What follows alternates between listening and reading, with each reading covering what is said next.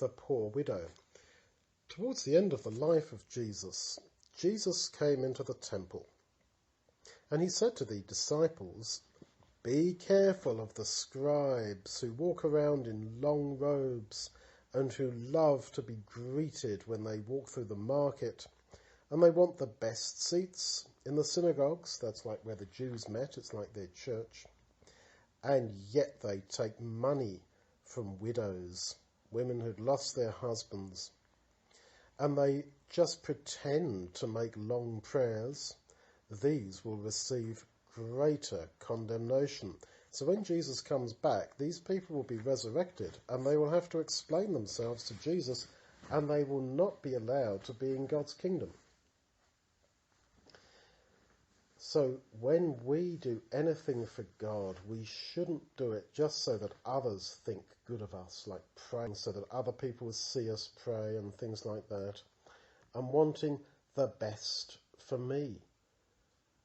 To be a true Christian is to be quite different to that, to not want the best for me, the best place for me, and everybody to think that I'm the best, but to be humble and to be like Jesus. Now, this is very different to how people in the world understand life.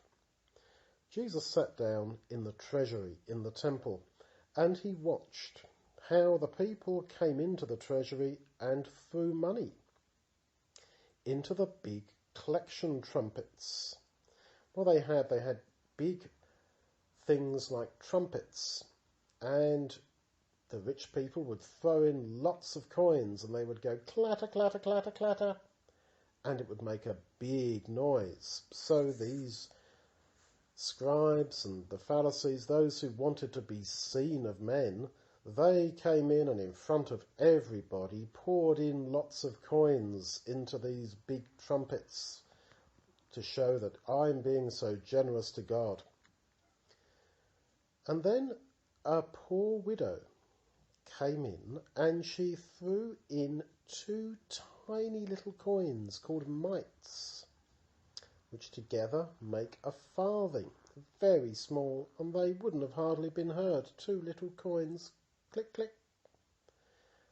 And Jesus was very impressed with this, and he called the disciples to him and said, "Truly, I tell you, this poor widow has put more in to the treasury than all these other people who cast in lots of money, because they all gave of their abundance. But she, out of her poverty, out of her poorness, threw in all that she had, even all her living."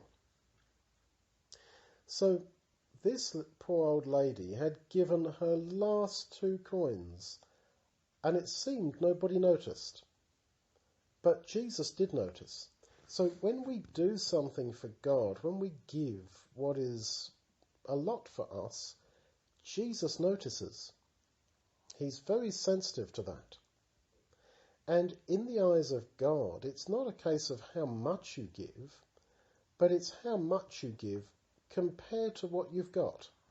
So these rich people put a lot of coins in, clinkety, clinkety, clink.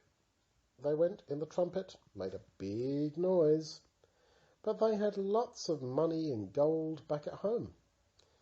This poor lady gave absolutely everything she had, and she didn't have a husband to support her.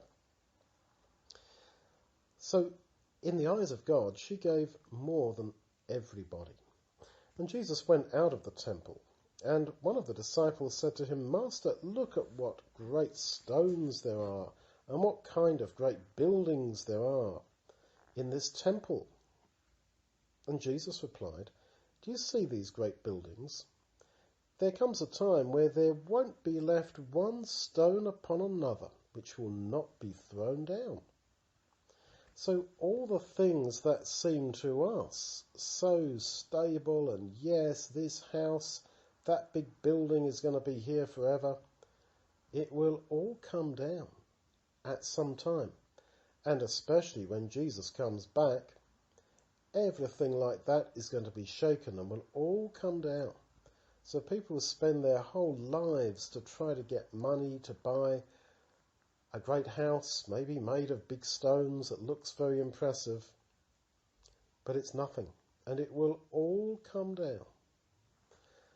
And so we learn from all this that God and Jesus look at things very differently to how we do. And we've got to try to look at life how they do.